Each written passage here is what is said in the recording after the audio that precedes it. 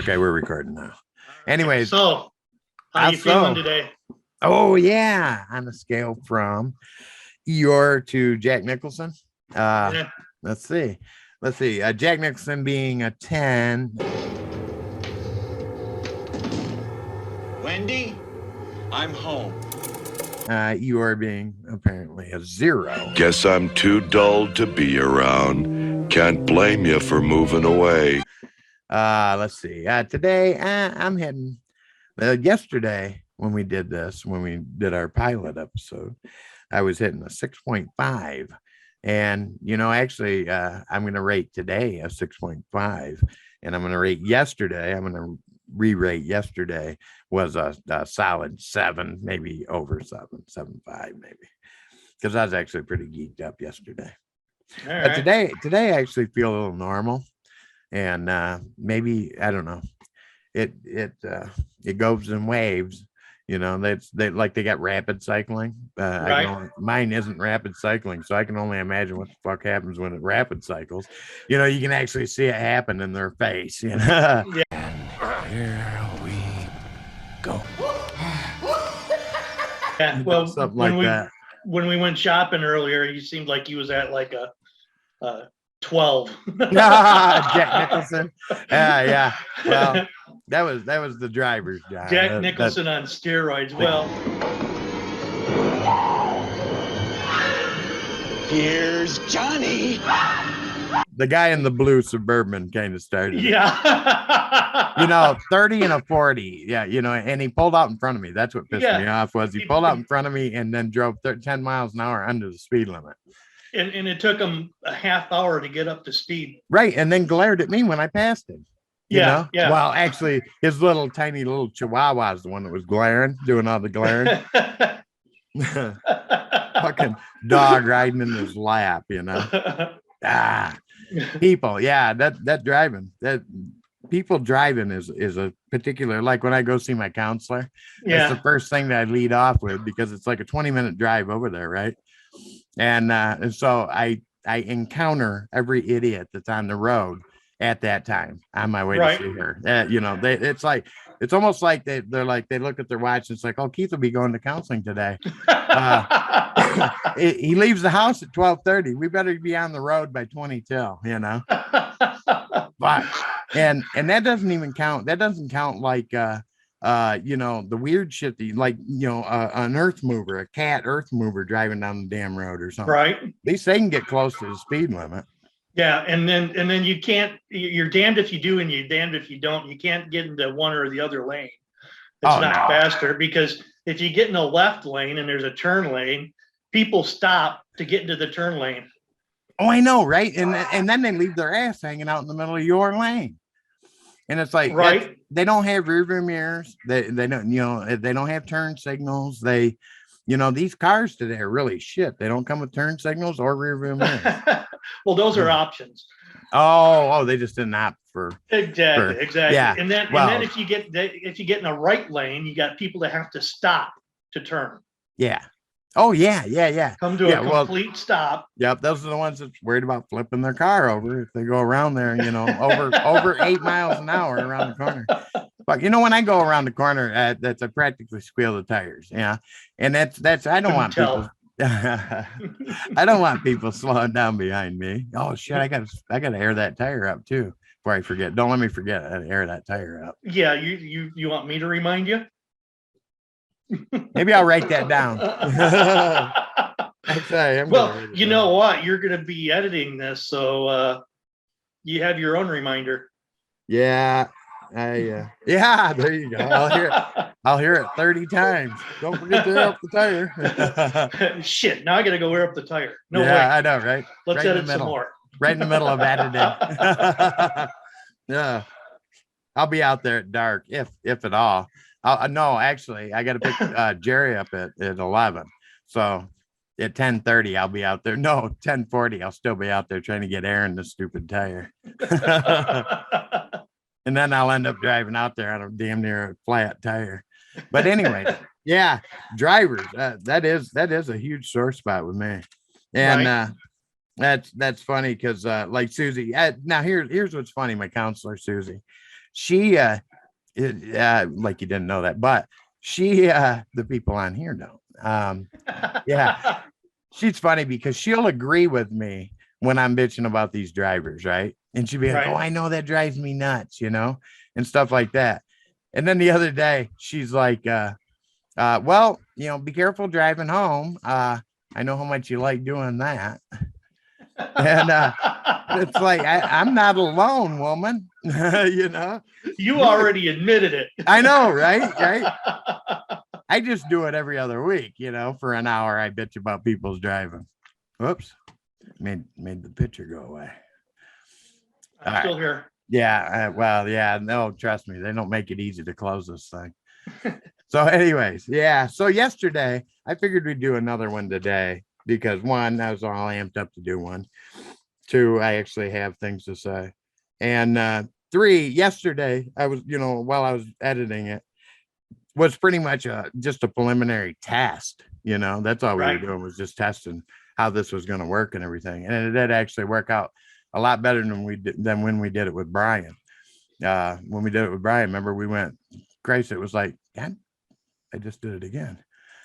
We did it like 3 or 4 times before we actually ended up getting a keeper. Right. Remember that? That's yeah. Brian kept having trouble with his microphone and stuff. Maybe he was full of shit. Maybe he just didn't want to do it. I don't know. But we didn't seem to have any trouble connecting. Yeah. And he was using this big, expensive microphone. I know, like that fucking thing I got. Yeah. And we were just using our computer microphones. Right.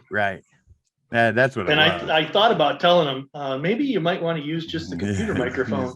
Use the microphone of the computer, dude.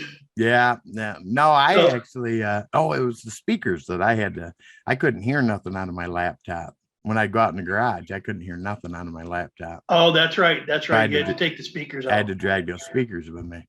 But I don't have that problem now because this microphone takes over the whole freaking computer. Okay, really? There you are. Oh, did I go out? You froze up on me. Oh, okay. Well, you had this stupid expression on your face too. Yeah, well, I'm John, I'm awake. I'm going to have that expression. Okay. So you brought up another good subject we can talk about with Susie, and it just reminded me. How long did you have to wait when you got there? Got where? To Susie's? Yeah. Did you have to wait? Hold on.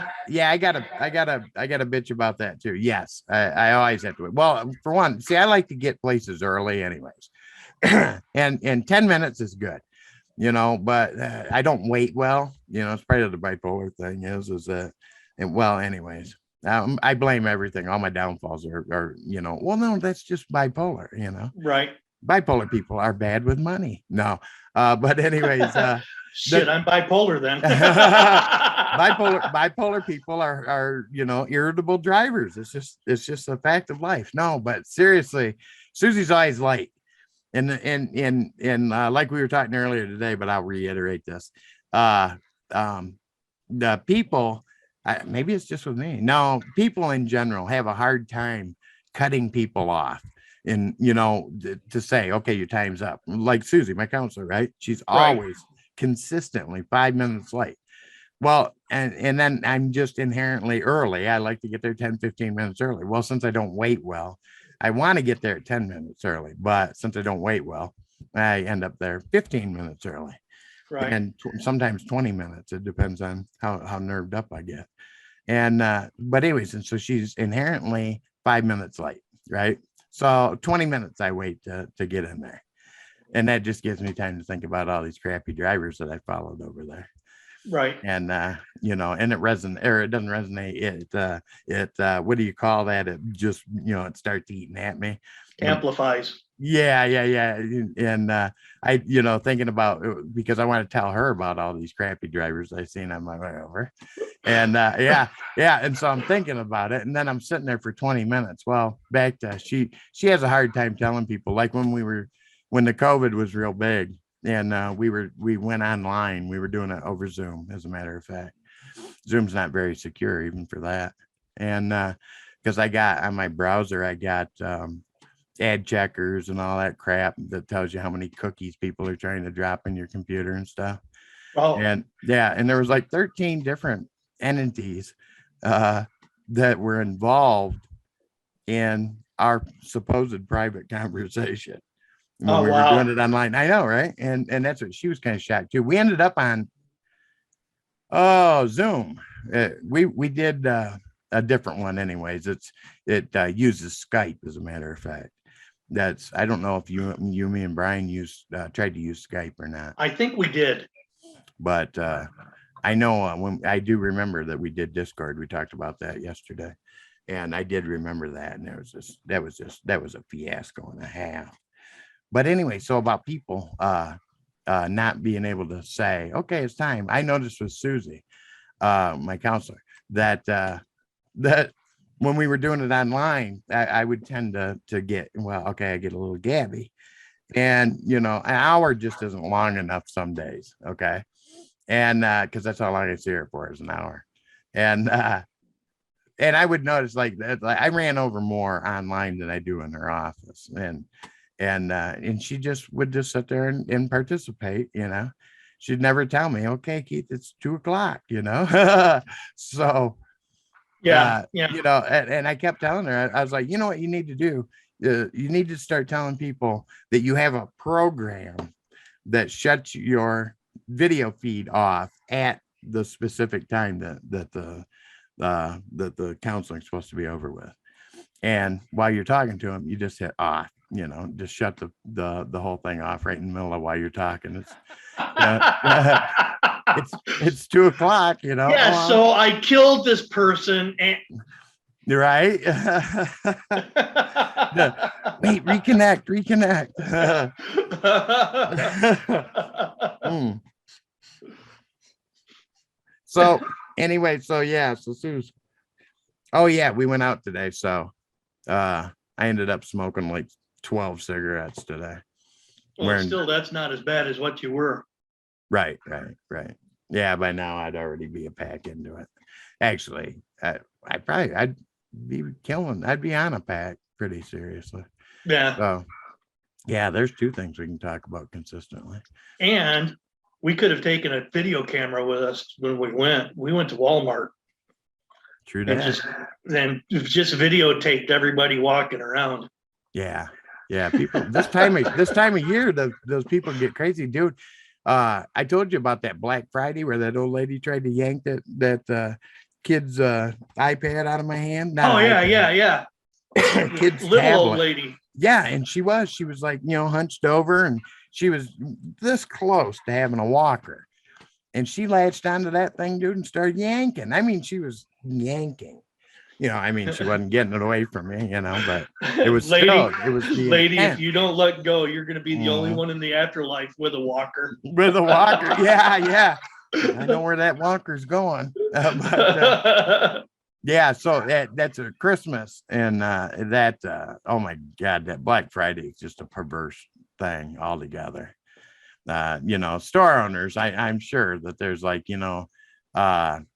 local store owners or whatever that came up with that whole Black Friday thing. And it's like, yeah, but think of the video we'll get. Right. Not only will we unload all this crap that we don't want around it for next year anyways, we'll get video of people fighting right in the aisle. When I was in Arizona, they had ads where the first, well, they didn't even say the first 100 people. They just said, we will be giving away free, I don't remember, televisions, let's just say. Yeah. And they had like 5 televisions. Oh, yeah. So the first 5 people got televisions, but they didn't say that. Right. Well, when me and Dad were going to computer shows back when they still rated them like 586 and 686, not like now that they're, so many gigahertz processors. These were megahertz processors. And you'd go to computer shows to get good deals on software or computers, and they would do that. They would advertise that they have, 686s for, $200. And it's Right. like, it's like, oh yeah, we got to get there early. So you get there early and it's like, oh no, we're already sold out of those, but we got this, Exactly. for $100 more, we got something that's almost like that. What do they call that? Hook and bait, or Yeah. Bait and switch. Bait and switch. Bait and switch. Yeah. Yeah. And it's funny. I felt, well, no, actually, I tend to fall for that because I went out to ABC Warehouse one time and I hate ABC Warehouse. I know, right? Well, I got one good story about it. And they say that if something good happens to you, you tell somebody, but if something bad happens to you, you tell 7.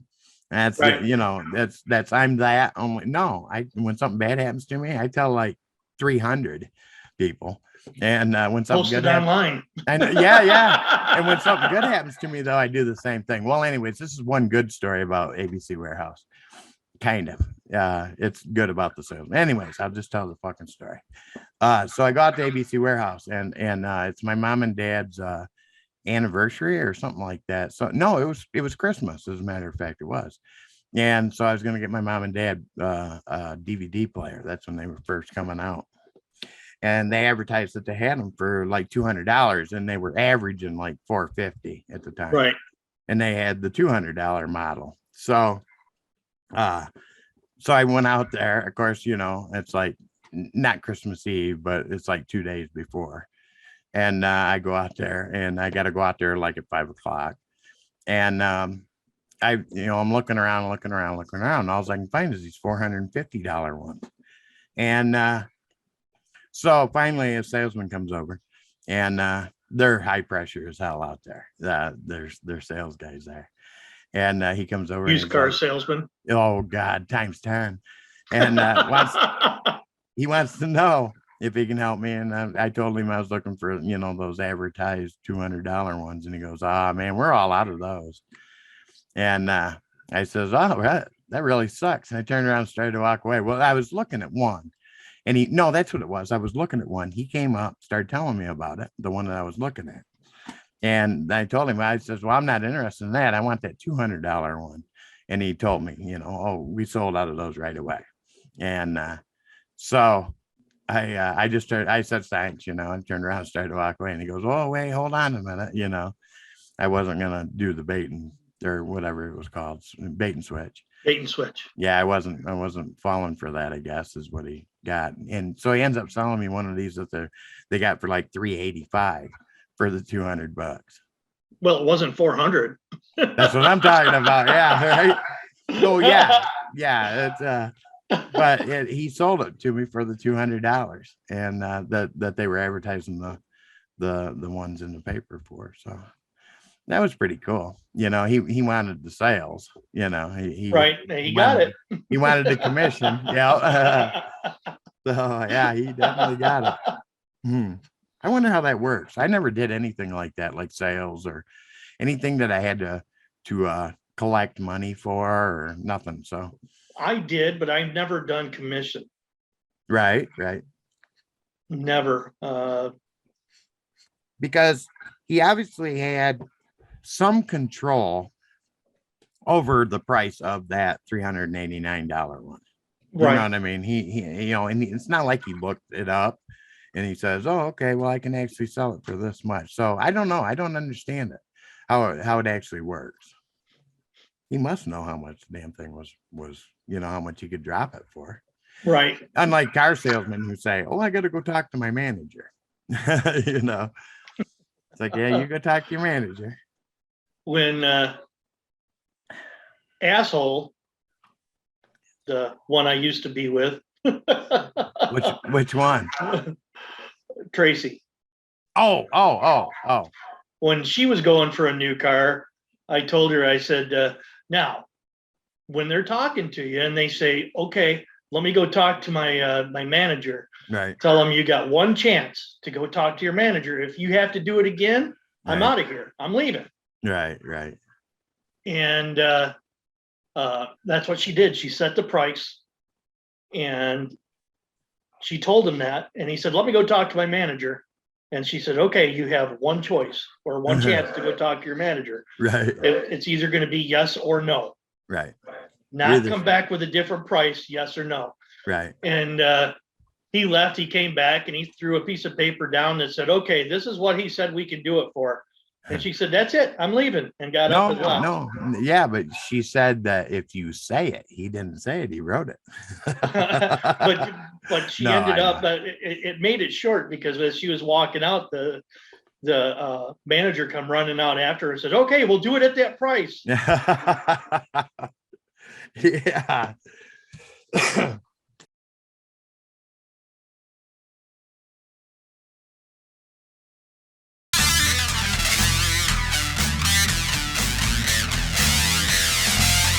You're target for my dream. My radar's like I see you go. You brace yourself for the fun. And it's your passion and you go on. Now you're Mr.